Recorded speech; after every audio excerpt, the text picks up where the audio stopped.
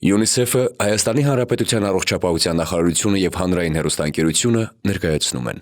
Տղաների սեռահասունության թեման որպես կանոն ինչքան էլ զարմանալի թվա մեր հասարակության մեջ ավելի տաբու է, քան աղջիկներին է, որովհետև աղջիկների դեպքում ծնողները երբեմն խոսում են, նախապատրաստում են փոփոխություններին, իսկ տղաների դեպքում ամեն ինչ թողնվում է ինքնահոսի, որի հետևանքով էլ իրենք ավելի են սկսում կաշկանդվել այդ փոփոխություններից, մտածում են դա ամոթ է, դրա համար պետք է խոսել եւ ինչքան հնարավոր է անկաշկանդ խոսել, որ հետագայում տղաներն ավելի ինքնավստահ լինեն։ Տղաների վերաբերմունքը հակառակ սեռի նկատմամբ առաջին հերթին ձևավորվում է ընտանիքից, այս պարագայում արդեն հոր կողմից, նրա վերաբերմունքը կանանց նկատմամբ արդեն իսկ թույլ է տալիս, որ տղան հոր օրինակով կարողանա ճիշտ կերպ վերաբերվի առաջին հերթին ընտանիքի, կանանց եւ առհասարակ իրեն շրջապատող բոլոր կանանց։ Մի մերժեք, անտեսեք կամ անլուրջ վերաբերվեք ձեր տղա երեխայի մանավանդ դեռահասության տարիքում հարցերին, քանի որ իրենք ձեր միջոցով փորձելու են գտնել իրենք իրենց եւ եթե անտեսում եք իրեն հիմա, անգամ ձեր ամենահիմնավոր կարծիքը դառնալու է իր համար անկարևոր։ Տղաների վրա փոքր տարիքից դրվում է տարատեսակ պատասխանատվություն, թե նրանք որպես տղա ու որպես տղամարդ ինչպիսին պետք է լինեն, ինչպես պետք է արդարացնեն այդ տղա ու տղամարդ լինելու դերը ու շատ անգամ տղամարդիկ նույնիսկ չեն կարողանում խոսալ դրա մասին, ինչքան դա իրանց համար կարա ծանր լինի ու անտանելի։ Քաջությամբ այդ դերը տանում են, քանի որ մարդիկ դա իրանցից ակնկալում են։ Մեծանում են տղաները, ու մի օր հայտնվում բարդ, երբեմն հակասական կարծրատիպերով լի մի աշխարհում։ Փոխվում են մարմինը, հույզերը, տրամադրությունները, մտածողությունը։ Բայց որքան էլ անհասկանալի ու երբեմն սարսափեցնող լինի այդ ճանապարհը, այն բնական է։ Իսկ մենք ծնողներս հաճախ նախընտրվում ենք լռել, չենք հարցնում, չենք բացատրում, չենք լսում։ Թերևս դա էլ պատճառներից մեկն է, որ այդ ճանապարհը վերածվում է փակուղու։ Տնօրինական ժողովում այսօր խոսելու ենք տղաների սեռահասունացման, հիգիենայի, երազախապության, պոլիկլինիկա պրոֆիլակտիկ այցեր կատարելու մշակույթի մասին, որպեսզի նրանք մեծանան առողջ եւ աջակցող միջավայրում, որը նպաստում է նրանց ներուժի բացահայտմանն ու իրացմանը։ Միացեք մեզ։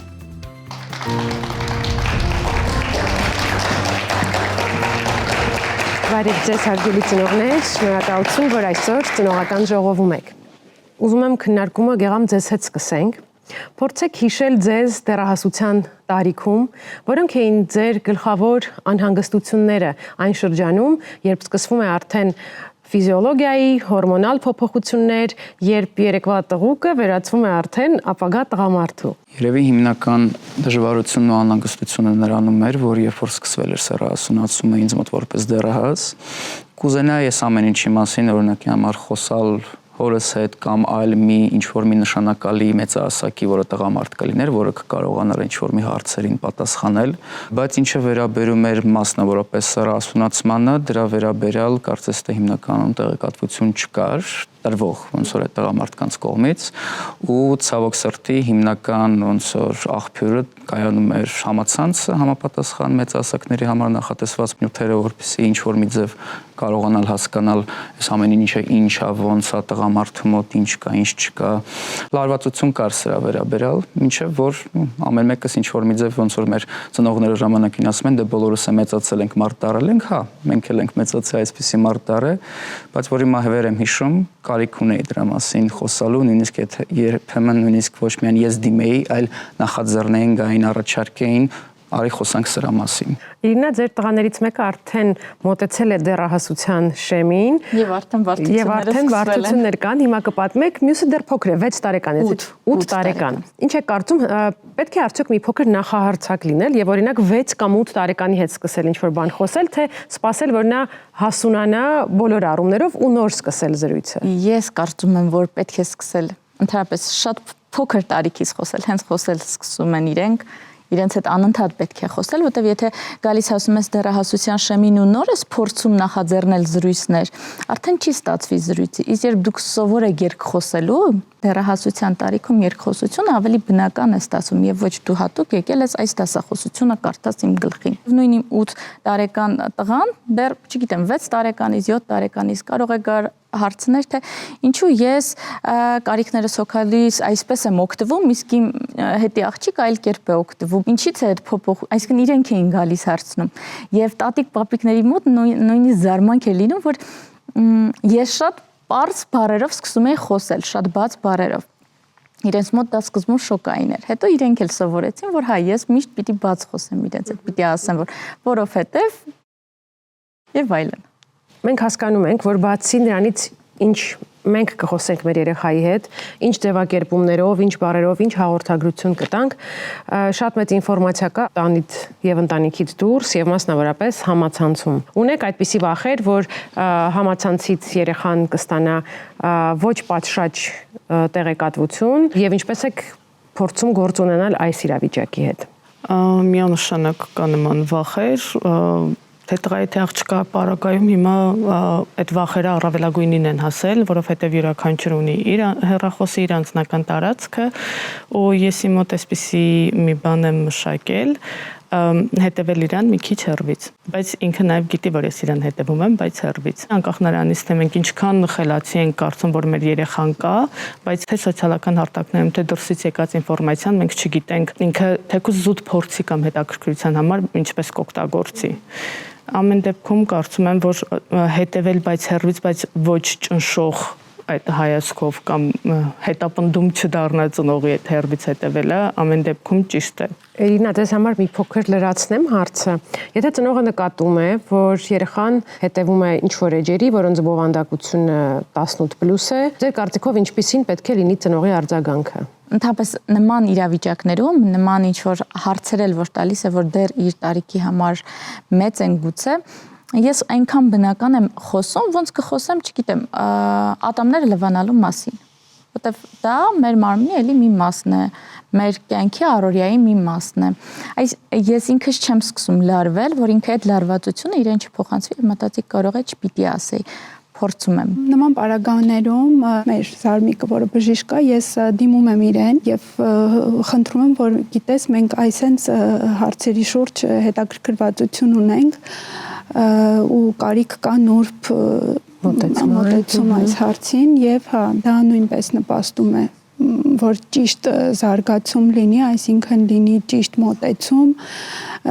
ու սխալ ինֆորմացիայի ընկալում չունենանք։ Ճիշտ մարդուց երեխան ստանա ճիշտ տեղեկատվություն։ Մեզանում այնքան էլ ընդունված չէ խոսել տղաների զգացմունքների ու ապրումների մասին։ Ինչն իհարկե չի նշանակում, թե տղաները չեն ունենում ծանր ապրումներ ու բարդ զգացողություններ։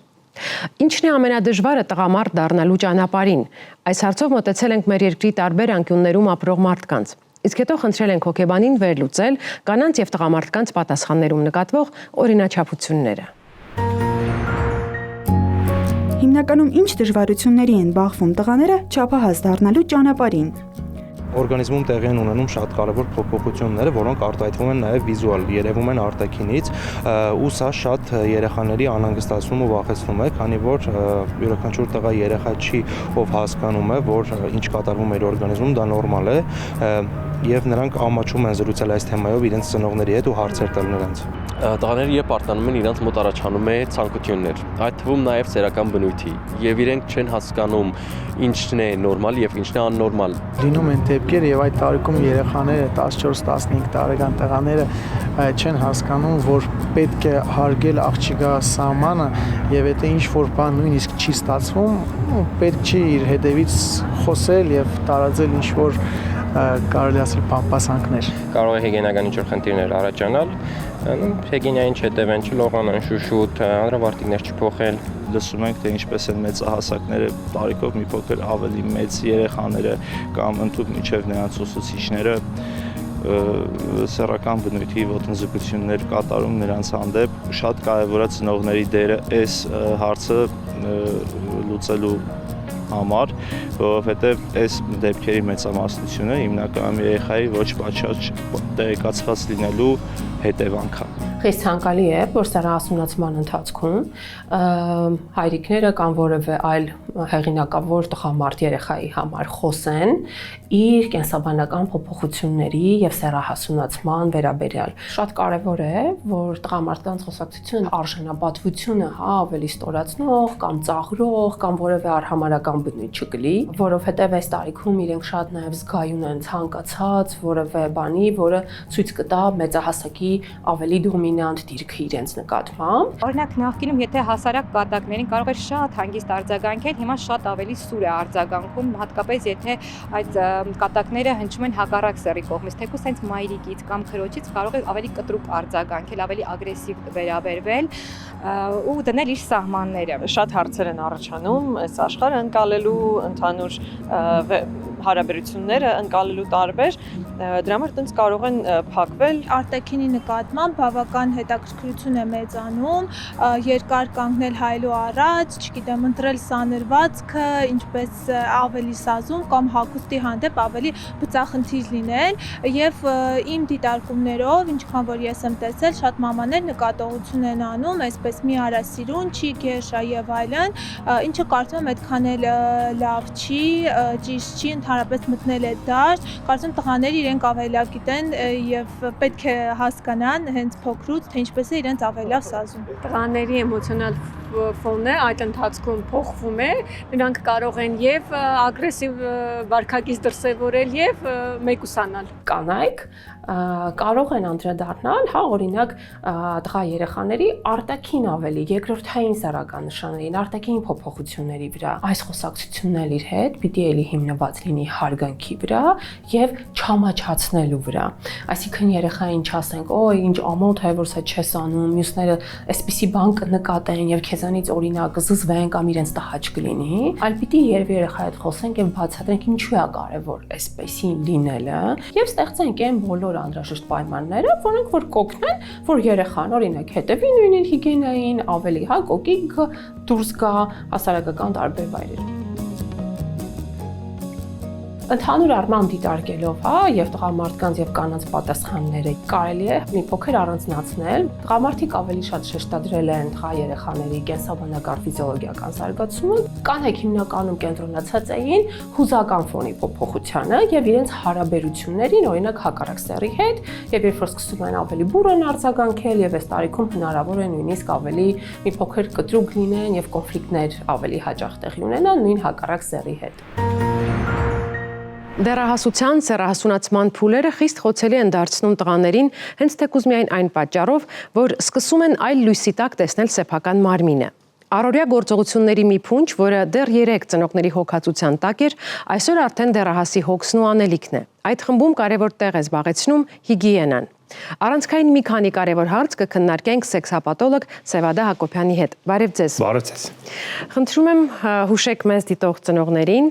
թե որոնք են դեռահաս տղայի հիգիենայի ամենագլխավոր կանոնները։ Նախ առաջի հերթին պետք է դեռահասներին երեխաներին սովորեցնել ինքնուրույն կատարել սեռական օրգանների հիգիենան։ Դա իրենից ենթադրում է ամենօրյա տաք ջրով լվացումներ, ջուրը պետք է չլինի շատ տաք, որպեսզի չգրգռի լորձաթաղանթը, պետք է օգտագործել շատ թույլ օճառներ, թույլ նկատի ունենք ոչ հակաբակտերիալ։ Դրանք կարող են լինել հենց հատուկ երեխաների եւ նորածնային ժամանակահատվածի համար նախատեսված կաթնային հիմքով օճառներ, որոնք չեն գրգռում լորձաթաղանթը։ Հարկավոր է ամենօրյա իրականացնել դա։ Եթե դեռահասի մոտ արդեն կա մաստուրբացիա, ապա պետք է սովորեցնել, որ ամեն մաստուրբացիայից հետո պետք է անպայման կատարել հավելյալ սեռական օրգանների հիգիենա լվացում։ Պետք է անպայման թլիպի մաշկը հետ տանել, որպեսզի դա շարժունություն եւ էլաստիկություն ձեռք բերի, որպեսզի հետագայում ֆիմոզի եւ երևույթներ չառաջանան։ Այնտեղ կուտակվում են նորմային ֆիզիոլոգիական նյութեր, մեկ ճարպանյութեր, որոնք որ բարենպաստ միջավայր են միկրոբների առաջացման համար, ուստի դրա կանխարգելման համար նաեւ այդ հմտությունը պետք է սովորեցնել տղային։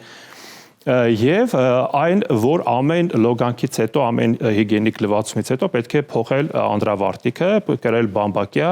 ոչ շատ կիպ, ոչ շատ թույլ անդրավարտիքներ, որը նույնպես կարևոր է նաև արդեն ամորձիների վերարտադրողական առողջության պահպանման առումով։ Բնական է, որ կարևոր է երեխայի զարգացման տարբեր փուլերում բարբերաբար այցելել մանկաբույժի, խորհրդատվություն ստանալ, երբ մեր երեխան արդեն դեռահասության շեմին է, ով է այն մասնագետը, ում դուռը պետք է թակենք եւ տանք հարցեր, այսինքն երեխայի ֆիզիոլոգիական առողջությունը ստուգելու իմաստով, ու նաեւ այս հարցին մի հարց էլ հավելեմ, արդյոք ձեր պրակտիկայում հաճախ են եղել դեպքերը, երբ ծնողները այցելել են ձեզ եւ խնդրել են ձեր աջակցությունը երեխայի հետ սեռահասունացման, սեռական կյանքի մասին խոսելու առումով։ Երբ իրենք գուցե ամաչել են, չեն գտել ճիշտ բառեր կամ իրենք են եղել պակաս տեղեկացված։ Իհարկե ամբողջ այս process-ների ընթացքում ծնողները շատ հաճախ բախվում են այնպիսի երևույթների հետ, որոնք որ իրենց ինֆորմացիան պակասի հետևանքով կամ ամաչկոտության, կաշկանդվածության հետևանքով չեն կարողանում երեխաների հետ համապատասխան զրույցներ ունենալ։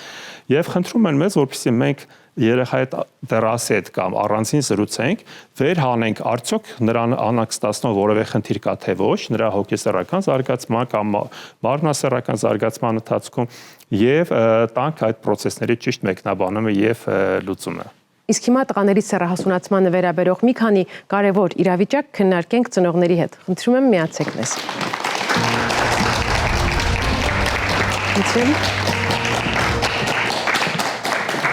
Հարգելի ծնողներ, մենք շարունակում ենք այսօրվա մեր թեման մի փոքր խաղի տեսքով։ Առաջարկում ենք ձեզ իրավիճակներ, որոնց կարող է բախվել դեռահասը, եւ ծնողի արձագանքի տարբերակներ։ Պետք է ձեզ խնդրեմ, որ ընթերցեք իրավիճակը եւ ներկայացնեք մեզ, թե ինչ տարբերակներ են առաջարկված, ապա ընտրեք այն արձագանքը, որը ձեր կարծիքով ավելի արդյունավետ կլինի։ Ու կլսենք նաեւ մասնագետի մեկնաբանությունը, թե որ տարբերակն է առավել օպտիմալ։ Տաթև, եթե պատրաստ եք, սկսենք։ Նկատում եք, որ ձեր որդին ամաչում է դեմքի բզուկների պատճառով, տարբերակ 1, քո տարիքում բոլորն էլ այդ խնդիրները ունենում են, մի նվնվա, տարբերակ 2, մտածում ես աղջիկներին դուր չես գա, տարբերակ 3, բզուկներն իսկապես անհարմարություններ են պատճառում, բայց դրանք անցողիկ են։ Կուզես դիմենք մասնագետի խնամքի միջոցներ կառաջարկի։ Ես ընտրել եմ տարբերակ 3-ը, բայց մասամբ, ասեմ ինչի, բզուկները իսկապես անհարմարություն են պատճառում, բայց դրանք անցողիկ են։ Քանի որ ես էլ ինչ-որ որոշակի X տարի անցել եմ ու այդ խնդիրներին բախվել եմ, փորձում եմ սեփական փորձից ելնելով օգնեմ, ու այդ դեպքում զուտ փորձում եմ խրախուսեմ իրեն, որ ինքը չընկճվի, որովհետեւ այդ դեմքի ինչ-որ անհարմարություն կա ու փորձում եմ բացատրեմ, որ ինքը միակը չի, ժամանակավոր է ու մեծ բան չի, որ իր տրամադրության օրվա եւ ոչ մի բանի վրա դա չազդի։ Մի հարցով համաձայն չեմ, թույլ տվեք չհամաձայնել այն առումով, որ սեփական փորձով անցնել երեխայի հետ նույն process-ը դա չափազանց սխալ է, որովհետև ձեր բարագայում հնարավոր է մեկ այլ պաթոլոգիկ process լինի կամ մեկ այլ խորության լինի խնդիրը եւ դուք այդ փորձով հաղթահարած խնդրեմը, եթե առողջապահական ոլորտին է վերաբերվում, երեխայի նկատմամբ կիրառելի չլինի կամ մեկ այլ մարդու նկատմամբ կիրառելի չլինի։ Ըստ այս պարագայում պետք է անպայման իհարկե խորհրդակցել եւ եթե անհրաժեշտություն չկա որևէ բժշկական միջամտություն անելու, ապա հաստատ մասնագետը կասի, որ այս հիգիենիկ պրոցեդուրաները արեք կամ դեղորայքային միջամտության կարիք չկա։ Այդ առումով ավելի ապահովագրված կլինենք, որպեսզի հետագայում բարդությունների չառնչվենք։ Իրինա, խնդրեմ ձեր իրավիճակը։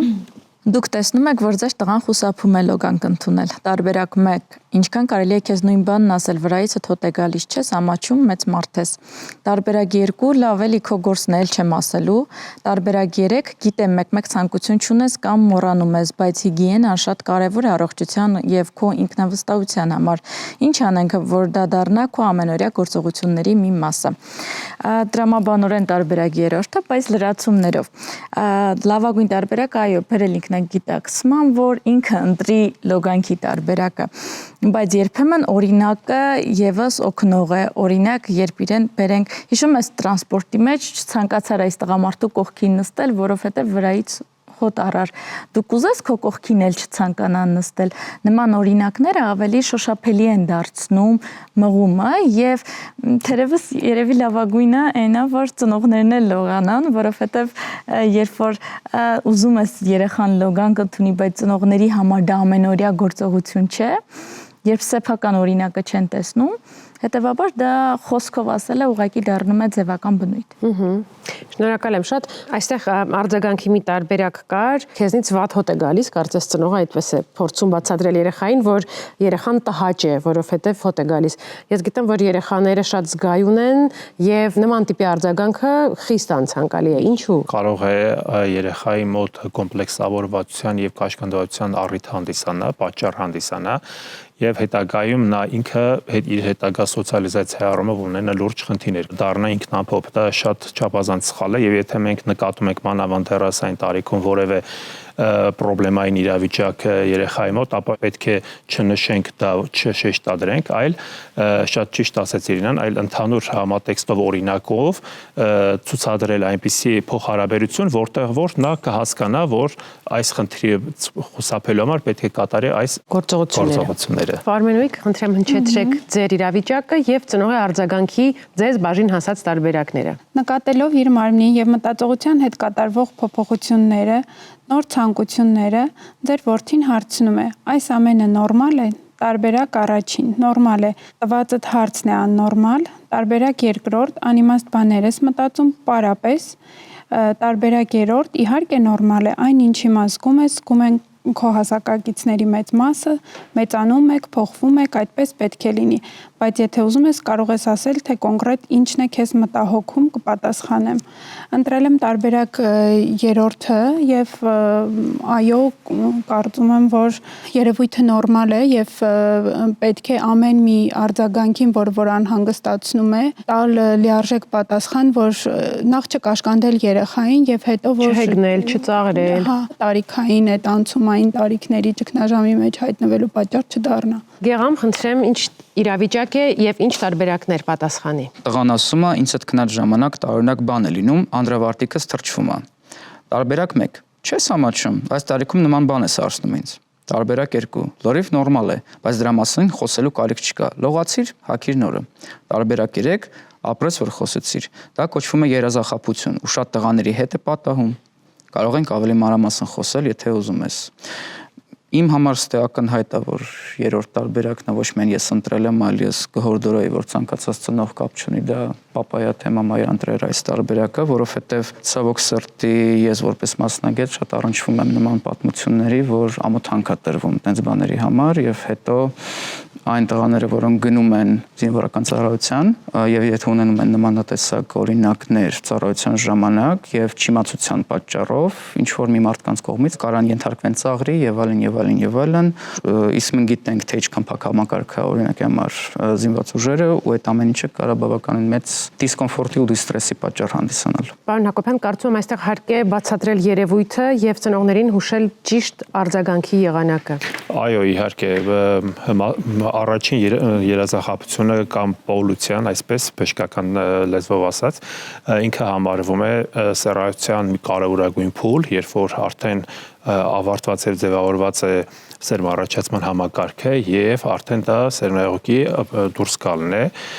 երազախաբության միջոցով։ Սա առողջության նշան է ստեյության, այսինքն երեխայի մարմնասեռական զարգացումը ճիշտ ընթացքով է ընթանում։ Դա իր համար ստրեսը միանշանակ։ Ես կարծում եմ, որ նախապես արդեն պետք է խոսել դրա մասին, որ մոտավորապես այդ տարիքում պետք է դիտվի այսպիսի երևույթ։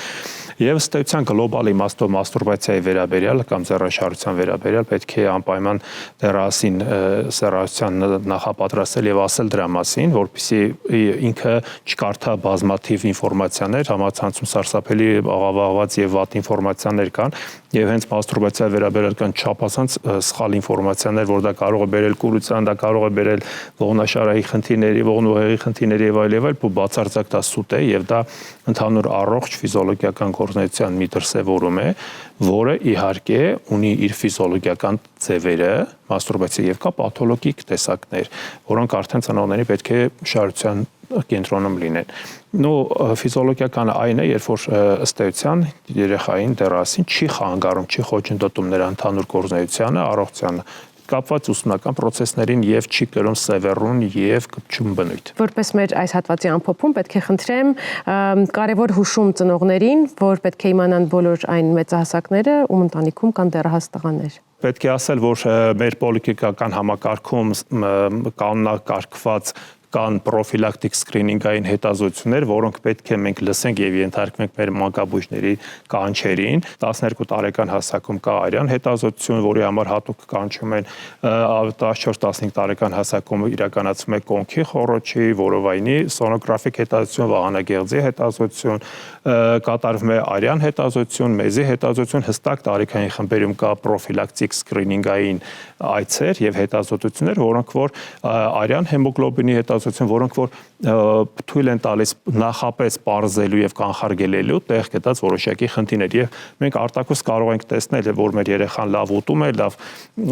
մարզվում է կամ հաճախում է դպրոց, բայց չհասկանանք օրինակ հեմոգլոբինը կամ արյան համակարգի որևէ խնդիր, որևէ շեղում դա ակներև չերևա։ Ուստի անպայման այդ սկրինինգային հետազոտությունները, որոնք որ նախատեսված են եւ իրականացվում են, անպայման աչալուրջ չլինենք եւ բոլոր կանչերին արձագանքենք, նյարդաբանի կոնսուլտացիա կա, տեսողության ստուգում կա, որոնք որ չափազանց կարեւոր են եւ հստակ տարիքային խմբերում սահմանված կան։ Ուստի խորհուրդս եւ հորդորս մեր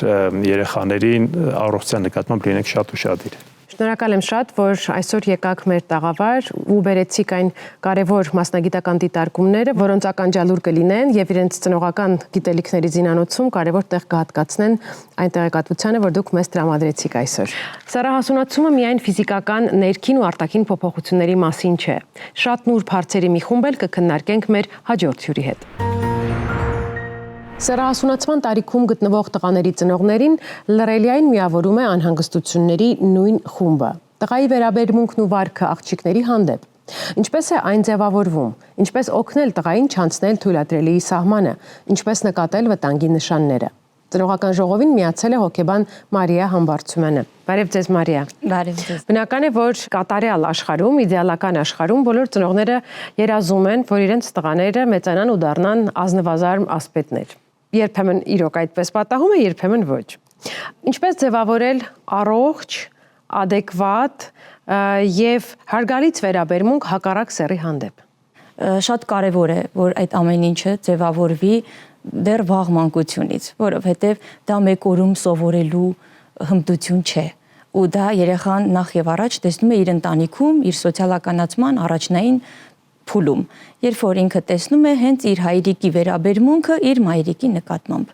Հենց այդ վերաբերմունքով էլ ձևավորվում է եւ հակառակը իհարկե մայրիկի վերաբերմունքը հայրիկի նկատմամբ, տեսնելով նրանք հասկանում են ինչպես են շփվում ընդհանրապես տարբեր սեռի էակները միմյանց հետ։ Իհարկե բոլոր բացասական հետևանքները լինում են այն դեպքում, երբ որ երեխան անբարենպաստ ընտանիքում է մեծանում ու այդ օրինակները իր աչքի առաջ չունի։ Շատ դեպքերում օգնության է հասնում նաև որևէ հեղինակավոր մեծահասակի առկայությունը երեխայի կյանքում, որին ինքը փորձում է եւ ենթագիտակցորեն եւ նաև գիտակցված կրկնօրինակել։ Ու այդ էակի առկայությունը շատ կարևոր է երեխայի կյանքում։ Շատ ցանկալի է, որ այդ նշանակալի մեծահասակը հենց ընտանիքի անդամը լինի, բայց եթե չկա, կարող է լինել, չգիտեմ, քեռի, հորեղբայր,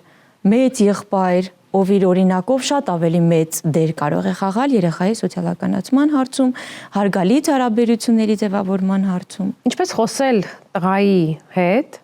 ու նաև աղջիկների հետ էլ, դեռահաս աղջիկների հետ էլ վստահաբար ծնողները պետք է խոսեն այս մասին, ինչպես խոսել սահմանների մասին, սեփական սահմանների եւ դիմացինի սահմանների։ Սահմանների ձևավորումը եւս տեղի է ունենում ընտանիքում, ու այդ սահմանների մասին երեխան պատկերացում կազմում է հենց մայրիկի հայրիկի օրինակով, երբ որ ծնողներն են հարգում երեխայի սահմանները, անկախ նրանից, որ նա երեխա է, դեռ փոքրիկ է, ամբողջ պատասխանատվությունը դեռ չի գիտակցում ու կրում,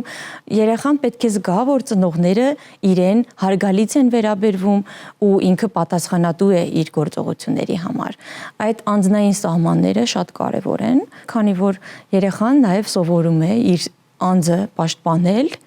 հասարակության տարբեր ոտնձգություններից, հասկանալ ինչն է կարելի եւ ինչը չի կարելի թույլատրելիության սահմանները, գիտակցել, որ ինքը աշխարհում տարբեր տեսակի հարաբերություններ կարող է ունենալ եւ իրեն կարող են տարբեր պահանջներով դիմել ու ինքը իրավունք ունի ասելու թեկուզ այդ պարզ ոչը։ Երեխան պետք է տեսնի իր ընտանիքի օրինակով, որ երբ որ մայրիկին ինչ-որ բան դուր չի գալիս ու նա չի ուզում դա անել, նա հանգիստ կարող է ասել ոչ, ես սա չեմ ուզում, տրամադրություն չունեմ, այսօր լավ չեմ զգում, այսօր ուրիշ բան էի պլանավորել։ Այսինքն հենց երեխան տեսնելով նմանակում է ու հասկանում է, որ ինքն էլ կարող է ասել ոչ, ու ամեն հարցով դիմելու դեպքում պարտադիր պետք չէ հավանություն տալու ասել այո, ես դա կանեմ։ Տարիքային այս փուլում մեծ է սխալվելու հավանականությունը։ Ինչ պետք է ծնողները ասեն իրենց երեխային իր ցանկությունների, այդ ցանկություններից բխող անթույլատրելի գործողությունների ու դրանց հետևանքների մասին, ու ինչպես նաև ձևավորել պատասխանատվության զգացում, երբ խոսքը գնում է հակառակ սեռի հետ հարաբերությունների մասին։ Շատ հաճախ ծնողները իրենց երեխաներին դեռահաս տղաներին, աղջիկներին բերում են հոգեբանի մոտ, նաև հենց այդպիսի դրվագների պատճառով, քանի որ երեխաները նախապես պատրաստված չեն եղել եւ հայտնվել են իրենց շփումներում, նաև ռոմանտիկ հարաբերություններում անսպասելի հետևանքների, բախվել են տարբեր խնդիրների հետ եւ առողջական եւ հուզական։ Իհարկե այս ամեն ինչից խուսափելու համար ծնողները կարող են զրույց տանել երեխաների հետ եւ նախապատրաստել նրանց սեռական օրինակ զարգացմանը, սեռական հասունացմանը եւ նաեւ հակառակ սեռի մասին ինֆորմացիա տրամադրեն, չգիտեմ, աղջիկներին տղաների մասին պատմեն, տղաներին աղջիկների մասին, նրանց սեռական հասունացման մասին տեղեկացնեն։ Ցանկացած թեմայի մասին կարելի է խոսել եւ դեռահասի, նույնիսկ երեխայի հետ, եւ նա պատրաստ է լսել այդ բոլոր բացատրությունները, եթե դրանք լինում են տարիքին համապատասխան, հակիրճ, բովանդակալից ու սպառիչ ամենակարևորը, քանի որ սպառիչ պատասխաններ ստանալու դեպքում դեռահասը չի փնտրում այդ հարցերը կամ առաջին հերթին չի փնտրում դրսում, հասակակիցների շրջանում կամ համացանցում, որտեղ կարող են ամեն տեսակի տեղեկատվության բախվել, որին դեռ հոգեկանը պատրաստ չի։ Եվ բնականաբար երեխային պատրաստելով այդ թեկուզ հակառակ սեռի հետ հարաբերություններին, մենք առաջին հերթին հենց մեր դեռահասին ենք պաշտպանում։ Մարիա, շնորհակալ եմ շատ, որ այսօր ծնողական ժողովում եք։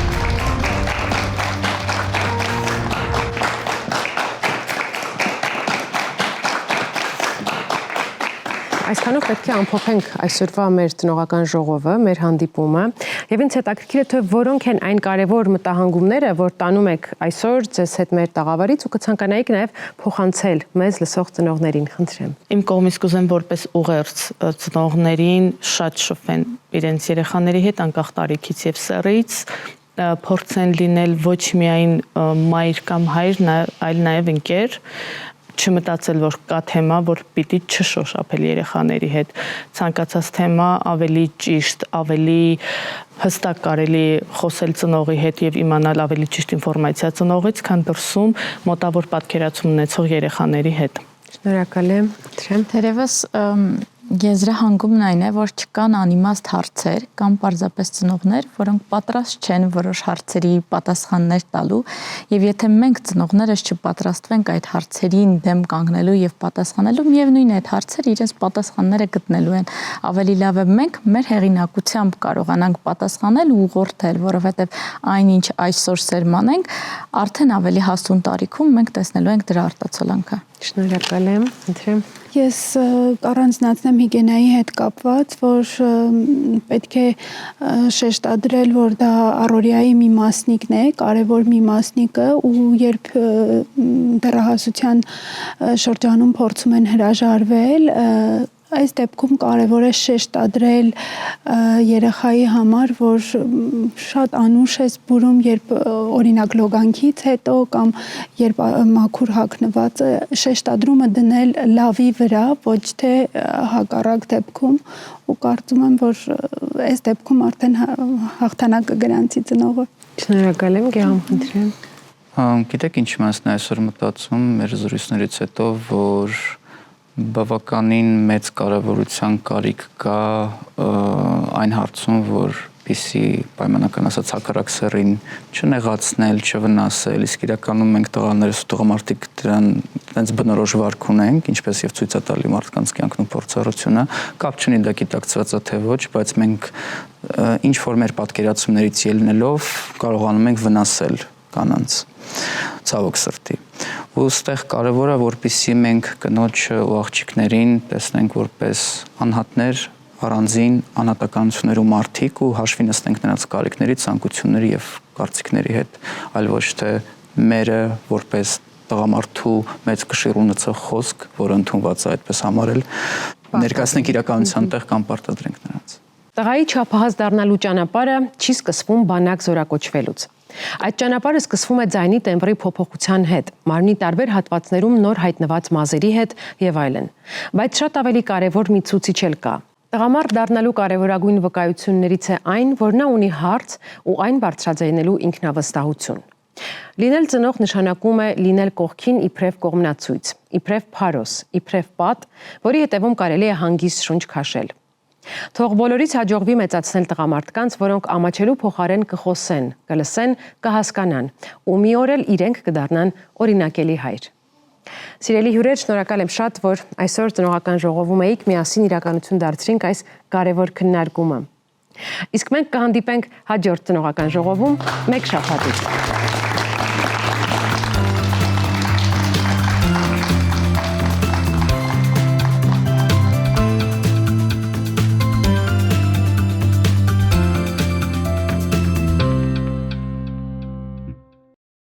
Դիտեք Առաջին ալիք Ամերիկայի հեռուստակոնտենտը։ Բաժանորդագրվեք Առաջին ալիք Ամերիկայի YouTube-յան ալիքին First Channel America։